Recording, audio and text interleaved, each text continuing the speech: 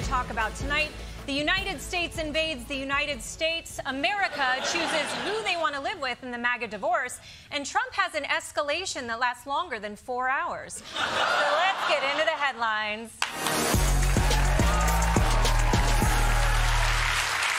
By now, you've probably seen all the protest footage out of LA in the wake of Trump's immigration sweeps. But despite what you're seeing on the news, keep in mind that most of the protesters have come with more of a chill SoCal vibe, dancing, playing music, and unleashing these devastating projectiles at police. So there's definitely a chance that this can all be resolved peacefully, as long as nobody escalates this thing with an unnecessary show of force. We'll be A-O. President Trump mobilizing 2,000 California National Guard troops against the will of the state's governor. President Trump ordered the deployment of 2,000 more California National Guard troops, making for a total of 4,000. Now making the unprecedented move of dispatching 700 active duty Marines to the streets of Los Angeles. Yes, nothing calms down a situation like a military invasion. In fact, that was part of my birth plan. I was like, honey, I want candles, classical music, and 700 armed Marines storming the hospital room. Also drugs, lots of drugs. You know what, scratch that, just the drugs. You know, I'm beginning to wonder if Trump is intentionally trying to escalate this situation because more chaos allows him to portray blue states as centers of crime while positioning himself as a strong man that the country needs to rally around. No, that's silly. I'm sure he's just doing what's best for everyone. Although deploying soldiers in an American city could put Trump on the wrong side of the law again. There is concern over violating the Posse Comitatus Act. The Posse Comitatus law says that the U.S. military cannot engage in police functions on U.S. soil.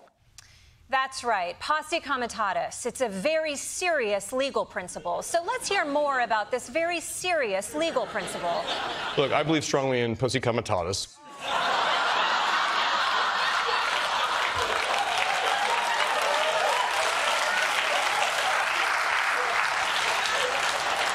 Indeed, Trump is truly in violation of Posse Comitatus. That's to say nothing of his violations of the Snatch Act. But in all seriousness, this is an extreme measure. The last time Posse Comitatus was used, it was on your mom last night! Oh!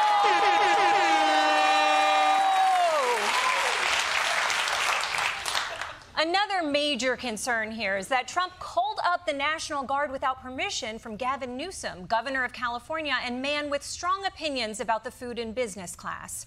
But Newsom is hitting back. The absurdity of this cannot be understated. There were 2,000 National Guard that were, quote unquote, deployed, of which only 315 actually were mission assigned. 1,700 have no particular role or responsibility. This wouldn't be the first time someone went to LA looking for a role and couldn't find one. Hey, you listen to me, 1,700 troops. You keep following your dreams. You work on your craft, knock down those doors, and most importantly, do not go into porn. Do not. Don't do it. Although if you did, I've got a great title for you. Posse Comitatus. There it is. So, okay, Newsom is lobbing the unfathomable accusation that Trump might make decisions without fully thinking them through, but I'm sure Trump will be the bigger man here. Earlier in the day, the president suggesting that it might be a good idea if his border czar, Tom Homan, arrested the California governor. I would do it if I were Tom. I think it's great. When asked what crime Newsom has committed to warrant arrest, the president responding, I think his primary crime is running for governor because he's done such a bad job.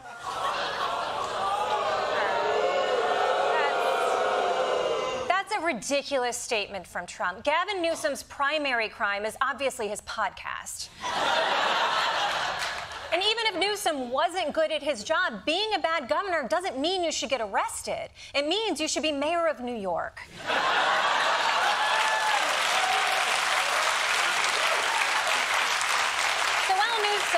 and Trump fight each other, Los Angeles is becoming a battleground for their rivalry. It's a hard story to turn away from, especially when some of these reporters are real easy on the eyes. It is entirely possible that by the end of today, we will see nearly 5,000 combined California National Guard and Marines deployed here in Southern California. You can see how much smoke is being deployed on the other side by the LAPD.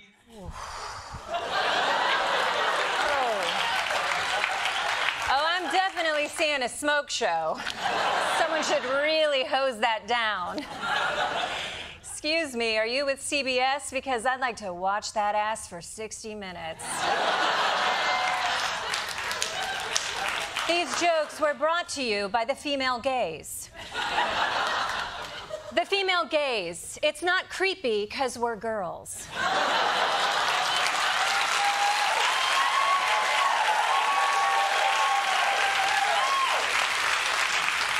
Basically where we're at right now. Trump's terrible policy has generated a huge backlash, which he's responded to by overreacting, which is going to generate another backlash.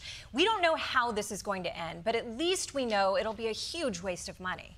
Defense Secretary Pete Hegseth says the deployment of the state, National Guard, and Marines will cost at least $134 million. He expects the deployment to last at least 60 days. Hello, Doge? I found some cuts for you. So, can you put your mom on the phone? Teenagers. Jesus.